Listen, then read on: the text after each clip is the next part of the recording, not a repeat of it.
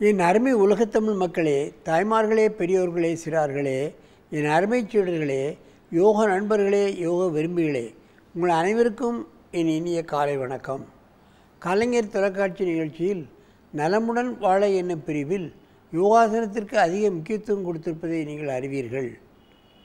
அதிகாலை வேளையில் ஏன் இந்த நிகழ்ச்சி நடைபெறுகிறது என்பதை பற்றியெல்லாம் நாம் சொல்லியாகிவிட்டது. 10 நிமிடம் காலையிலும் மாலையிலும் நாம் செய்துவிட்டால் நமக்கு நோயே கிடையாது. நமது ஒரு யோகாசன ஆசிரியராக மாறிவிடலாம், பல்வேறுக்கு தொண்டு செய்யலாம், அதனால் நமக்கு வருமானமும் கிடைக்கும். அந்த நிலையில் நமக்கு இன்றைக்கு விவேகானந்தா வித்யாலயாவிலிருந்து முடிச்சூரிலிருந்து இங்கே வந்திருக்கான்னு சொன்னேன் நிறைய பிள்ளைகள். அதில் இந்த பாரத் 8ஆம் வகுப்பு, கிருஷ்ணவாசன் 4வது வகுப்பு, தேவராஜ் 8வது வகுப்பு. கிருஷ்ணவாசன் யார்? கை வைத்து கைக்கில் போடு. இந்த பையன் நான் நிகழ்ச்சிக்காக போன மாதம் போயிருந்தாங்க பள்ளிக்கூடத்துக்கு. இவன் கிண்ண சாதனை படைத்தான். அந்த கிரவுண்டை சுற்றி இவன் சக்கராசனத்தில் நடந்து வரணும். ஒரு குறிப்பிட்ட காலத்துக்குள்ளே அதை செய்து முடித்து அவனை பாருங்கள், சின்ன பையன், அவனை எவ்வளோ சாதனை பண்ணியிருக்கான்னு பாருங்கள். அங்கே தான் கின்னஸ்லாம் வச்சுருக்காங்க. அதை அப்படியே சுற்றி வந்து இன்னமும் நான் போவேன் அப்படின்னு போயிட்டுருந்தான். இப்போ நாங்களாகவே நிறுத்தி அந்த பையனுக்கு ரெஸ்ட்டு கொடுத்தோம். அது மாதிரி இந்த பள்ளியில் டாக்டர் அந்த ராஜகோபால் என்பவர் பிள்ளைகளை அப்படி அற்புதமாக சின்சியராக சொல்லிக் கொடுத்து சின்ன பையனை கிண்ண சாதனை படைக்க வைத்திருக்கிறார்கள் என்றால் நீங்கள் பார்க்க வேண்டும். அதனுடைய ஆச்சரியத்தை நாம் பார்க்க வேண்டும். நமது பிள்ளைகளும் அது மாதிரி ஏன் ஆகக்கூடாது என்பதை எல்லா பள்ளி தாளாளர்களும் அந்த யோகாசன ஆசிரியர்களும் நினைக்க வேண்டும்.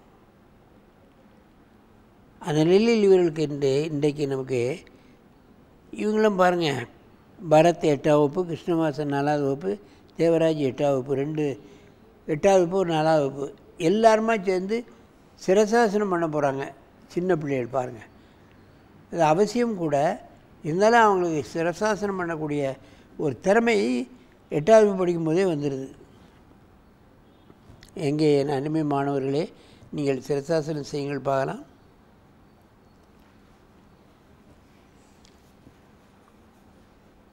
மெதுவாக செய்யணும், வேகமாக செய்தால் கீழே விழுந்துருவியே. கிங் ஆஃப் ஆசனா, ஆசனத்தின் அரசன். பாருங்கள், மூளைக்கு ப்ரெட் அப்படியே பாயும், மூளை சரியாகும்.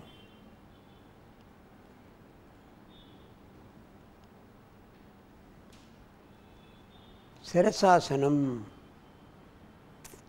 இந்த ஆசனத்தை செய்துவிட்டாலே போதும். ஜவஹர்லால் நேரு, இந்திரா காந்தி, அவருடைய பிள்ளைகள் எல்லோரும் இந்த ஆசனத்தை செய்தாங்க.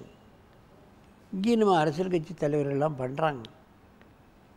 இந்த ஆசனத்தை செய்துவிட்டால் நல்ல ஞாபக சக்தி, செயலாற்றல் திறன், மனோதிடம், மனோ உறுதி இவைகளெல்லாம் ஏற்படும். ரஷ்யாவில் ஆசனத்தை செய்வதற்கு ஏற்றுக்கொள்ளவில்லை.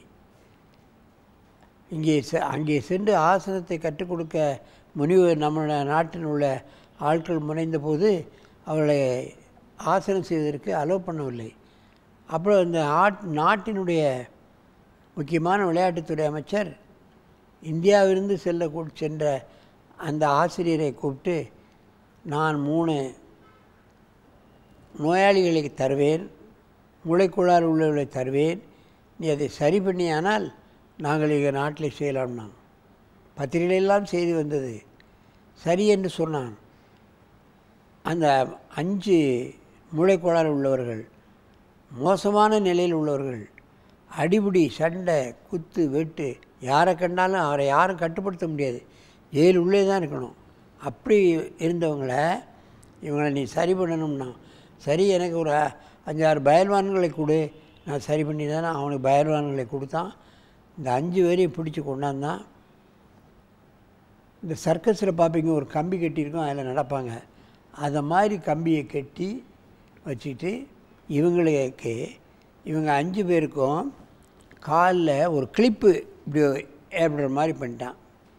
பூட்ஸ் தயார் பண்ணி போட்டு ஒவ்வொருத்தனையாக அந்த காலில் போட்டு இவனை தூக்கி அந்த கம்பியில் மாட்டிட்டாங்க. காக்காயை அடித்து மாட்டின மாதிரி இந்த 5 பேரையும் மாட்டிட்டாங்க. இவன் கொஞ்ச நேரத்துக்கு அப்படி இப்படி ஆட்டினான். மத்தியானம் வெயில் 12 அப்படியே அதில் தொங்கிட்டான். 1 மணி நேரம் 2 மணி நேரம் இவனை இறக்கவே இல்லை. கொஞ்சம் கையை காலம் ஆட்டினான் கொஞ்சம் நேரம், அப்புறம் அப்படியே இருந்துட்டான். மேலெல்லாம் வேர்த்து விறுவிறுத்து வடிஞ்சுது. ஒரு 2 மணி நேரத்தில் அப்படியே காமாயிட்டாங்க. அப்படியே அந்த ஆட்ட பாட்டங்களாம் இப்படி காமாயிட்டான். பிறகு எடுத்து கீழே போட்டால் அவன் வந்து பேசுகிறான். அவனுடைய நிலைமையும் மாறிவிட்டுது, ஒரிஜினல் நிலைமைக்கு வந்துடுது. ஒரே வாரத்தில் அவனை சரி பண்ணிட்டான். இறக்குங்க,